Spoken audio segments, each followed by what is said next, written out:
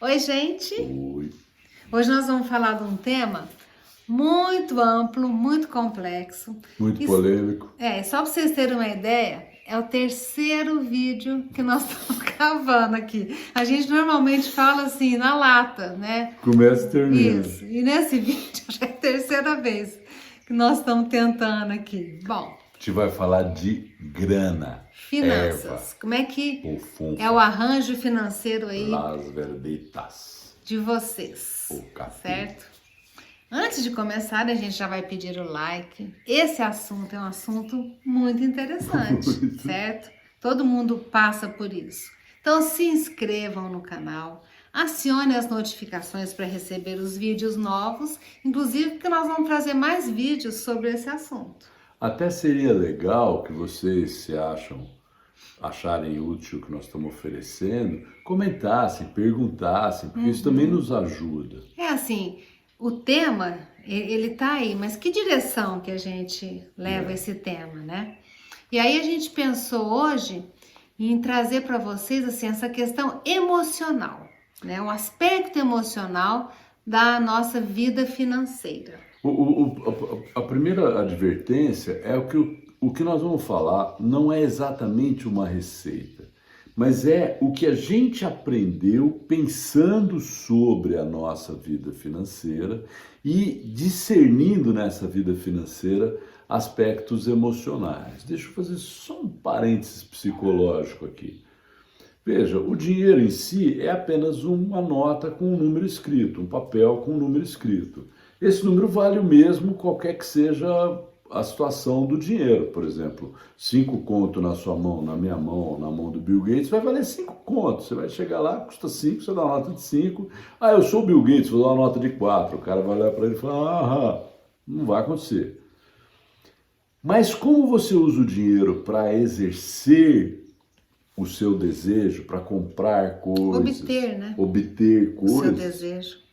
a gente tende a atribuir ao dinheiro um valor afetivo muito grande, um valor emocional muito E grande. que a gente não se dá conta. Às vezes nem Essa que é a percebe. questão, né? Então, por exemplo, às vezes, sei lá, ou ele, por exemplo, gosta, sei lá, de instrumento musical.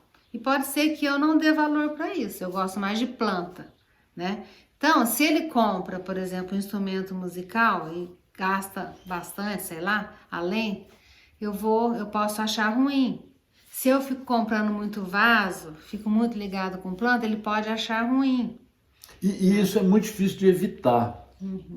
E a primeira coisa que a gente pensou foi a questão do caixa, né? Caixa único ou caixa separado?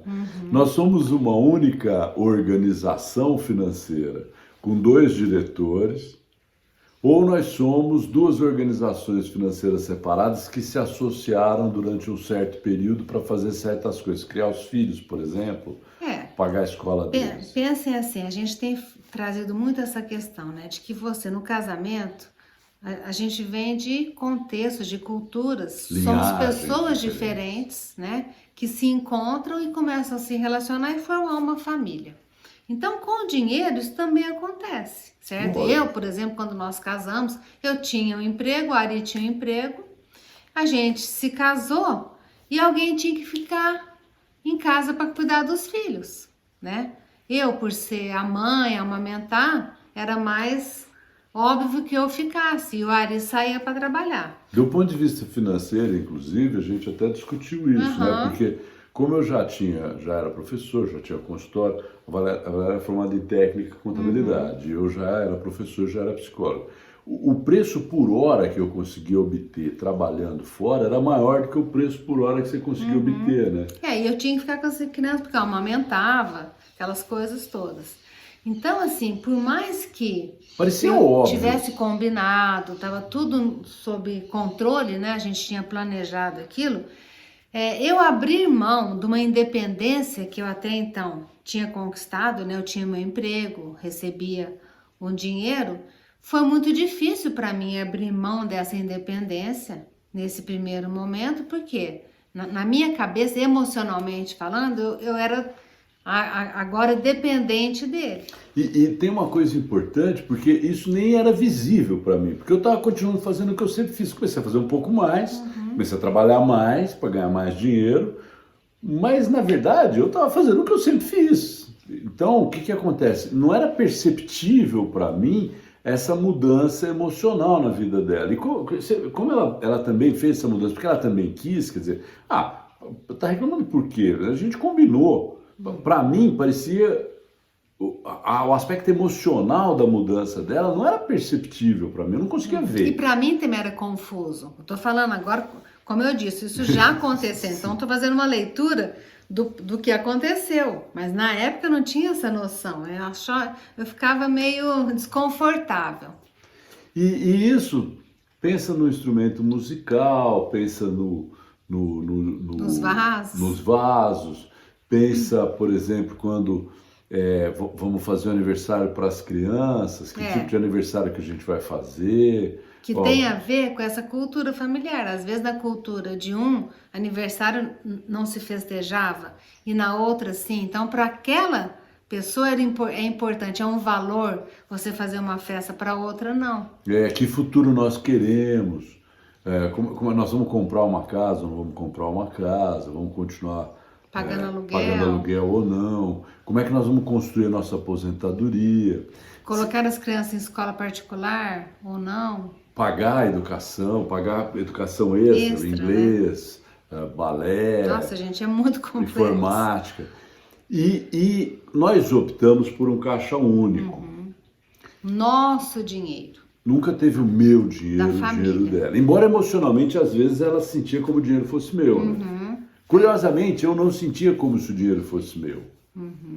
Mas às vezes eu me sentia. Mas ela se sentia. Até que com o passar do tempo eu entendi o valor do que eu estava fazendo, né? Que se equiparava ao dinheiro ganho do trabalho dele. Por quê? Porque eu ocupava uma função que era muito importante também. Então o valor era muito grande também. E que se ela não tivesse ocupado, eu teria que ocupar. Porque isso nós nunca quisemos terceirizar a educação dos nossos filhos. E, graças a Deus, conseguimos, pelo menos nesse núcleo da educação moral, como a gente fala, a gente conseguiu, nesse núcleo da educação moral, cognitiva, da formação da personalidade, nós conseguimos ser os artífices, ser os agentes da educação dos nossos filhos. Claro, eles fizeram escola e tal, mas essa parte nós que ensinamos. Isso era um valor para nós. Muito, sempre foi, né? Era das nossas duas linhagens, era valioso na minha linhagem e na dela. E é legal olhar para esse tipo de coisa e começar a entender como isso funciona. Eu acho que começar a pensar sobre isso, né? E que tipo de modelo, que tipo de arranjo vocês optaram, certo? Comentem, argumentem. E até a próxima. Tchau.